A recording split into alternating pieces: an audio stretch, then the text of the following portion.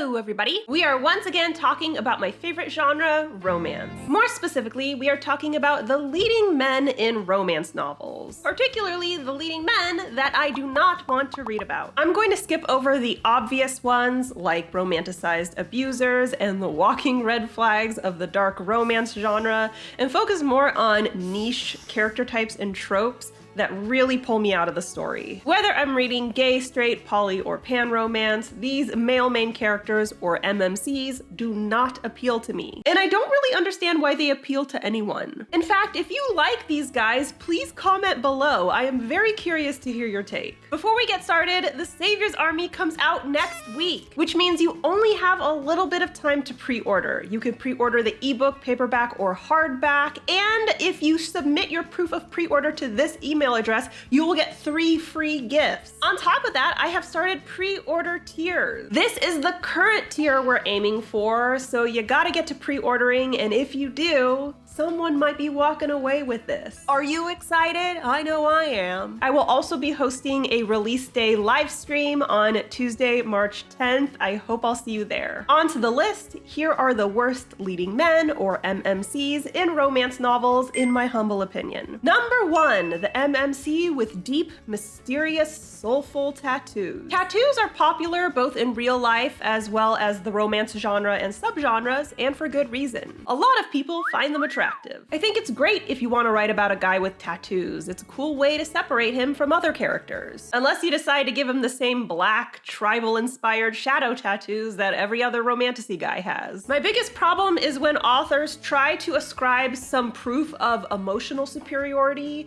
because of the tattoos. I've read enough books where the tattoos are described as poetic and soulful. There's a mystery lying behind those markings, a story left untold.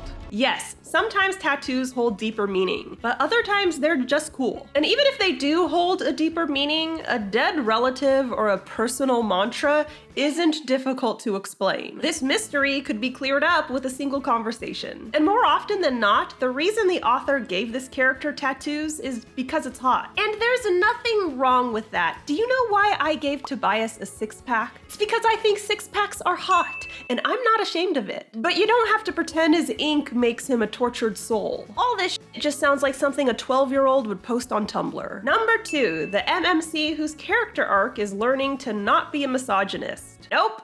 Don't want to read about that. If I'm reading a romance and there's a male party involved, I need to like this guy. And if he dislikes women or doesn't see women as people, I automatically hate him. It's great if he learns over time that women are people. It's wonderful if he sees the error in his ways. But in a romance novel, the character arc happens while the romantic relationship is being pursued. That means this man is engaging in romance while still treating women like shit.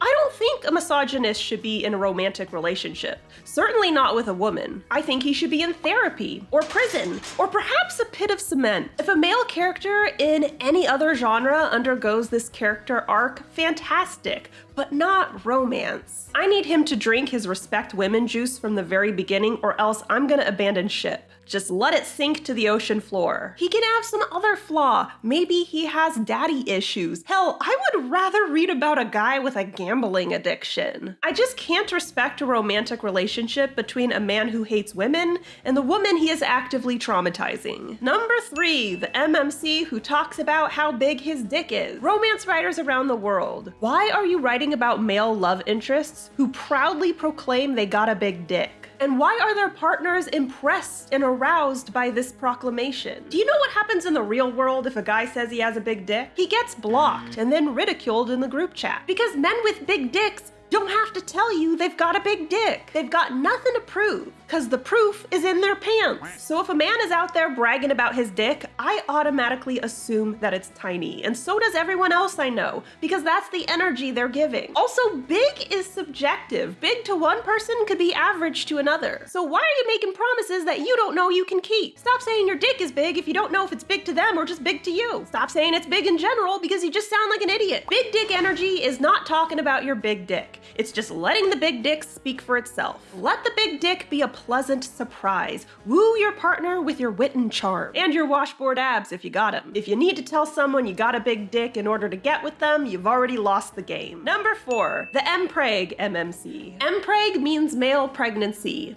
That's it. That's the trope. There isn't a whole lot of depth to this answer. I don't want to read about pregnancy in any romance book. Whether a man or a woman is carrying the baby is meaningless to me. I don't want there to be a baby, period. I think the fact that MPreg exists is amusing and in some ways validating. Men should get pregnant. Women have been doing it for years. It's their turn. I'm just not interested in any sort of babies in romance because I don't think babies are romantic, whether they come out of a cooter or a crapper. And number 5, the MMC, who's a man because he says f.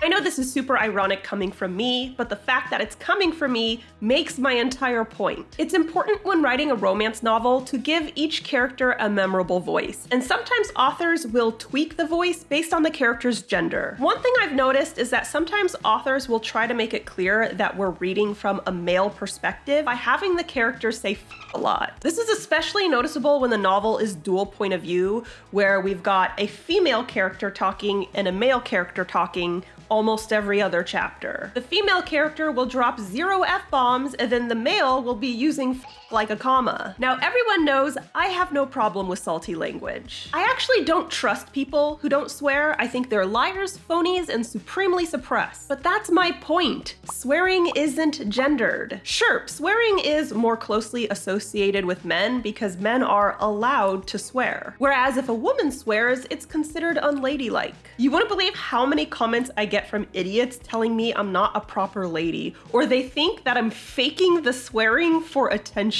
I'm 39 years old. I don't want attention, I want money. It's fine to write a male character who swears a lot. Lord knows I have. But it's not a defining trait for manliness. I'm not gonna read 20 F-bombs on a page and think, oh yes, the pinnacle of masculinity. If that's all you can think of to make a character's voice sound male, you probably have a lot more research to do. I'm just saying. So that's all I got for you today. The Savior's Army comes out next week, which means you only have a little bit of time to pre-order, and if you submit your proof of pre-order to this email address, you will get 3 gifts. We also only have a few more pre-orders left in order to reach this next tier, so get to ordering and someone might be walking away with an awesome gift. My second writing craft book, How to Write Romantasy, is available at all major retailers, so definitely check it out. I have it linked below. And don't forget to subscribe to my channel. I post videos on Wednesdays and I host live streams on Mondays, and I've got an extra special release day live stream on March 10th. And if you want to be alerted as soon as I upload, ring that bell. Bye. The 3rd installment to the Savior series is finally here.